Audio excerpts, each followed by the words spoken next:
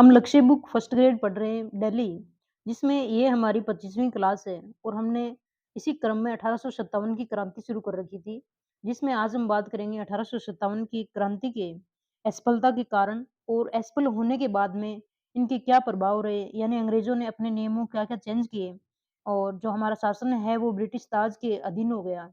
तो इस प्रकार से हम बात करेंगे, तो बने रहिए लास्ट तक वीडियो में। ये दोस्तों हमारे लक्ष्य बुक में दिया हुआ टॉपिक विद्रोह की असफलता के कारण और विद्रोह के प्रभाव। तो स्टार्ट करते हैं असफलता के कारण, यानी कौन से कारण थे जिससे हमारे 1857 का जो विद्रोह है वो असफलता में तब्दील हो गया। तो विद्रोह है स्थानीय, सीमित और आकस्मिक व असंगठित था, यानी जो 1857 की क्रांति थी वो स्थानीय थी, यानी कोई किसी क्षेत्र विशेष में थी, पूरे क्षेत्र में नहीं थी, यानी पूरे भारत में विस्तृत नहीं थी। सीमित, यानी सीमित क्षेत्र में थी, जैसे हम कुछ एक जो स्थानों के बात करते हैं, जैसे इलाहाबाद है, लखनऊ है, दिल्ली, कानपुर, रोहिलखंड, बुंदेलखंड, बनारस, इलाहाबाद। तो इस प्रकार से हम विशेष क्षेत्रों की बात करते हैं कि यहाँ-यहाँ क्रांति हुई। फिर होता है आकस्मिक और असंगठित। आकस्मिक का मतलब है कि क्रांति शुरू होनी थी 31 मई को, क्रांति की डेट रखी गई थी 31 मई, लेकिन क्रांति शुरू कब हो गई थी मेरठ में 10 मई को, यानी 21 दिन पहले ही क्रांति शुरू हो गई थी। तो इसका किसी को अंदाजा ही नहीं था कि तारीख तो 31 मई दी हुई है और स्टार्ट कब हो गई 10 मई को, और इससे पहले ही 29 मार्च को मंगल पांडे ने अंग्रेज अधिकारी को गोली मार दी थी। यानी घटनाएँ तो क्रांति शुरू होने से पहले ही स्टार्ट हो गई थी। तो इससे लोग असंगठित थे, यानी इनमें कोई संगठन ही नहीं था। तो ये है कि विद्रोह जो स्थानीय था, यानी क्षेत्र विशेष में आकस्मिक अचानक हुई, और असंगठित यानी उनमें कोई संगठन नहीं था विद्रोहियों में।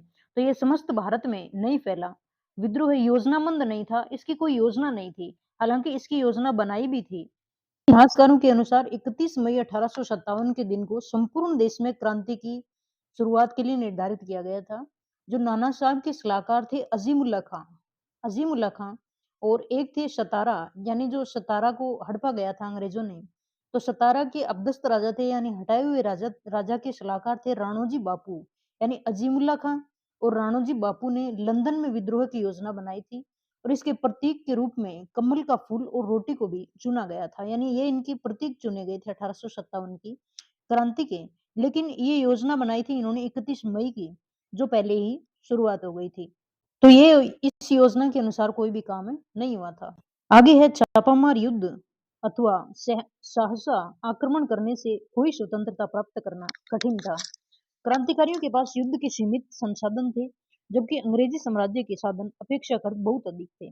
क्योंकि अंग्रेजों ने शासकों से ही जो अपनी सेना है वो तैयार कर ली थी।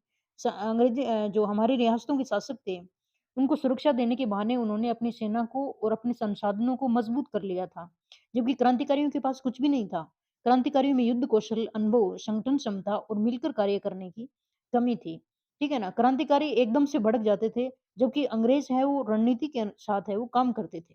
विद्रोह की असफलता का सर्व प्रमुख कारण श्रेष्ठ नेतृत्व की कमी था। यानी कोई एक व्यक्ति नहीं था जो क्रांति का नेतृत्व करे। हर जगह, हर क्षेत्र में अलग-अलग नेता थे। विद्रोहियों के पास कोई अखिल भारतीय स्तर का नेता नहीं था, यानी कोई बड़ा नेता नहीं था जो राष्ट्रीय स्तर से बिलोंग करे, जो उन्हें उचित नेतृत्व प्रदान करवाता, जबकि अंग्रेजों के पास अनुभवी सेनापति और योग्यता पदाधिकारी थे। विद्रोहियों में आपसी ईर्ष्या, द्वेष तथा इनका अपने-अपने स्वार्थों से घिरा होना भी असफलता का एक कारण था। यानी विद्रोही अपने स्वार्थ में भी थे कुछ-कुछ, ठीक है ना? संग्राम में जनसाधारण का नहीं जुड़ पाना, जनता इनके साथ में नहीं थी, विद्रोहियों के साथ में। और गंगा और सिंध के मैदानों के कुछ भाग को छोड़कर देश के शेष भागों में साधारण लोग विद्रोह के प्रति पूर्णतः उदासीन व तटस्थ थे। यानी कुछ क्षेत्र ऐसे थे, जहाँ पे लोग बिल्कुल जुड़े हुए ही नहीं थे क्रांतिकारियों से। समुद्रों पर अपने नियंत्रण के कारण अंग्रेज इस स्थिति में थे कि बिना किसी व्यवहारिक कठिनाई के सैनिकों और सैनिक सामग्री को भारत में ला सके, और शीघ्र ही लाखों सैनिक भारत में भेजे गए। यानी सैनिक बुलवाने में या फिर भेजने में, सामग्री भेजने में अंग्रेजों को कोई कठिनाई नहीं थी, क्योंकि जो समुद्री सीमा है उन पे भी नियंत्रण किसका था? अंग्रेजों का था। अधिकांश भारतीय शासक इस संग्राम में या तो तटस्थ रहे या उन्होंने अंग्रेजों का साथ दिया। क्रांतिकारियों को दबाने में अंग्रेजों को सैन्य व अन्य सहायता प्रदान की। यानी अधिकांश जो भारतीय शासक थे, वो या तो उन्होंने कुछ किया ही नहीं अंग्रेजों से डर के, या फिर उन्होंने अंग्रेजों का साथ दिया। यानी क्रांतिकारियों के साथ में शासक वर्ग है वो नहीं था। तो हमने असफलता के कारण तो देख लिए। आगे हम बात करते हैं कि विद्रोह के प्रभाव क्या-क्या पड़े। कि 1857 की क्रांति का दमन करने के बाद में ब्रिटिश शासन पर क्या प्रभाव पड़ा और उन्होंने अपने नियमों में क्या चेंज किए। तो उसकी हम बात करें कि सन 1857 की क्रांति का यद्यपि पूर्णतः दमन तो हो गया, परंतु फिर भी इसने भारत में अंग्रेजी साम्राज्य को जड़ से हिला दिया। इसके बाद अंग्रेजी सरकार ने फूट डालो और राज करो की नीति का अनुसरण किया। यानी अब अंग्रेजों का सिर्फ एक ही टारगेट था कि फूट डालो और राज करो। फूट डालो और राज करो की नीति का अनुसरण अंग्रेजों ने शुरुआत से ही किया, क्योंकि इन्होंने ना तो राजाओं को आपस में मिलने दिया और ना उनको आपस में जो खुद की मध्यस्थता के बिना समझौते करने दिए। तो फूट डालो और राज करो की नीति क्रांति के महत्वपूर्ण प्रभाव हम देखें तो 1858 के अधिनियम द्वारा, यानी 1858 का अधिनियम बनाया गया। उसके तहत भारत में ईस्ट इंडिया कंपनी का शासन खत्म कर भारत का प्रशासन सीधे ब्रिटिश ताज के अधीन कर दिया। यानी पहले ईस्ट इंडिया कंपनी का प्रभाव था, भारत में शासन था, अब किसके अधीन हो गया? सीधे ब्रिटिश ताज के, यानी महारानी विक्टोरिया के अधीन हो गया। महारानी विक्टोरिया भारत की सम्राज्ञी बनाई गई। सब कुछ है वो किसके अंडर में आ गया? महारानी विक्टोरिया के अंदर में। इंग्लैंड में भारत सचिव का नया पद सृजित किया गया और 15 सदस्यीय भारत परिषद का गठन किया गया, जो क्राउन की ओर से भारतीय प्रशासन का निरीक्षण करेगी। यानी सबसे ऊपर क्या हो गई? महारानी विक्टोरिया, जो भारत की सम्राज्ञी के रूप में काम करेगी। उसके नीचे भारत की तरफ से इंग्लैंड और भारत के बीच में भारत सचिव बनाया गया और फिर भारत परिषद, जिसमें 15 सदस्य थे, यानी सदस्यों के संगठन किया गया, भारत परिषद का गठन किया गया, जो क्राउन की ओर से यानी विक्टोरिया की तरफ से भारत में प्रशासन का निरीक्षण करेगी कि भारत में अंग्रेजों का शासन कैसे चल रहा है। ठीक है ना?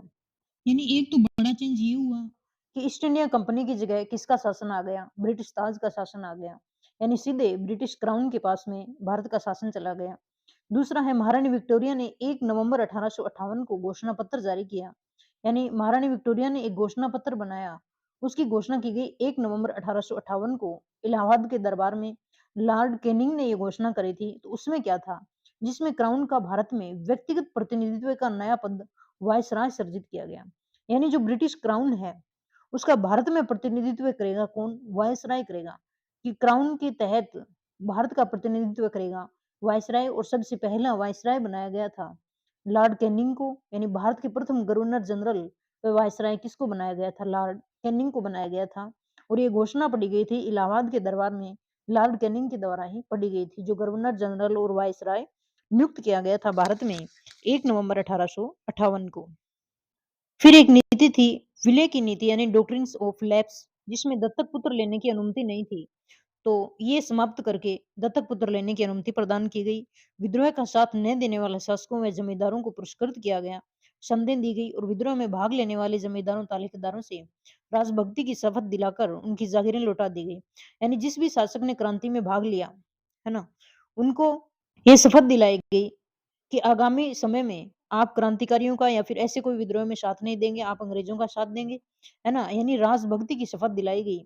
और जिस शासक ने जो नहीं किया था, सहयोग नहीं दिया था क्रांतिकारियों को, उनको पुरस्कृत किया गया और उन्हें सनदें भी दी गई थी। इस प्रकार देशी शासक जमींदार अंग्रेजी शासन के स्तंभ बना दिए गए थे।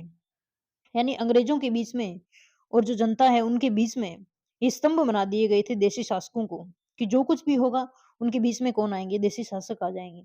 1861 में इंडियन सिविल सर्विस एक्ट, 1861 में एक एक्ट आता है इंडियन सिविल सर्विस द्वारा सिविल सेवा में भर्ती हेतु लंदन में प्रतियोगी परीक्षा आरंभ की गई, ताकि इसमें भारतीयों को भी अवसर उपलब्ध हो सके।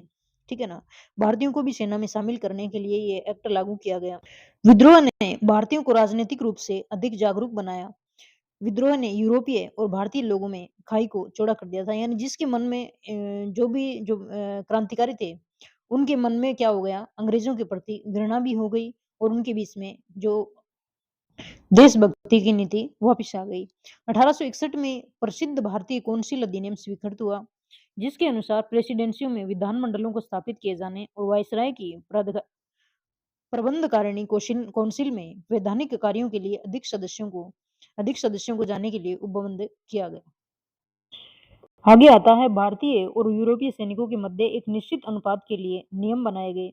सैनिकों की भर्ती के लिए नए नियम बनाए गए। सैनिकों का गठन, विभाजन और प्रतितोलन की नीति का अनुसार किया गया। यानी पहले भारतीय सैनिकों के साथ में भेदभाव किया जाता था सेना में। यानी उनको जो भी जगह थी, जो कठिन जगह थी, यानी युद्ध के लिए अंग्रेज कहते थे वहीं जाना पड़ता था। ठीक है ना? और उनका सेना में अनुपात भी निश्चित नहीं था। उनको जो सैलरी मिलती थी वो भी अंग्रेजों से कम मिलती थी। और उच्च पदों पे भारतीयों को नियुक्त नहीं किया जाता था।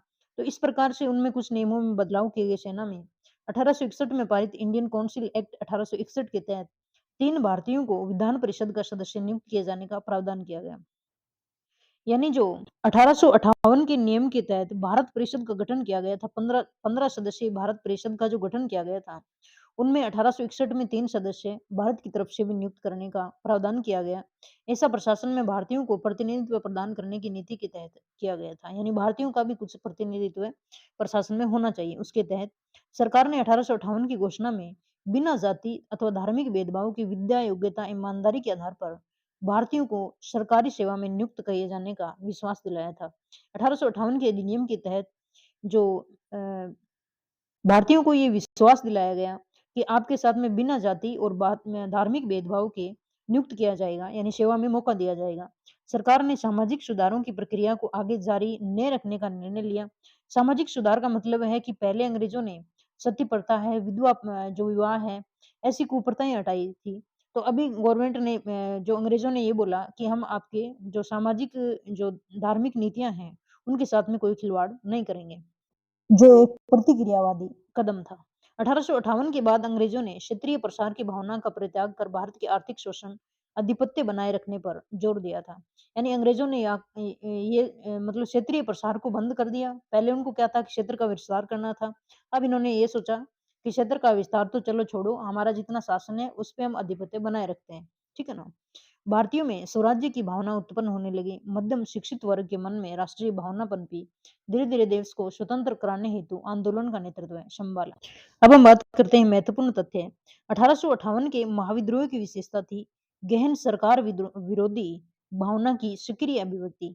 यानी इसका इम्पोर्टेंट जो फैक्ट था, विशेषता थी, वो थी कि जो सरकार है उसके प्रति विरोध की भावना, उसका क्या करना, सक्रिय अभिव्यक्ति करना, यानी जाहिर करना उनको, ठीक है ना? कि सरकार के प्रति जो भी उनके मन में विरोधी भावना थी, उनको व्यक्त करना, यही महाविद्रोह की विशेषता थी। सैयद अहमद खां और विनायक दामोदर सावरकर पहले 2 भारतीय थे, जिन्होंने 1857 की स्वाधीनता संग्राम पर लिखा था। कौन-कौन? सैयद अहमद खां और वीर दामोदर सावरकर। सावरकर ने 1857 की क्रांति को स्वतंत्रता प्राप्ति के लिए प्रथम युद्ध की संज्ञा दी है। यानी ये क्या है? स्वतंत्रता प्राप्ति के लिए हमारा प्रथम युद्ध है। ये बात किसने कही है? विनायक दामोदर सावरकर ने। सैयद अहमद खान ने लिखा था an essay on the cause of the Indian revolt. यानी जो भारतीय आंदोलन है उसके कारण क्या-क्या हैं? उन पे ऐसे लिखा था सैयद अहमद खान ने। सावरकर ने the Indian war of independence, यानी भारतीय स्वतंत्रता के लिए युद्ध, ये ये बुक भी लिखी थी।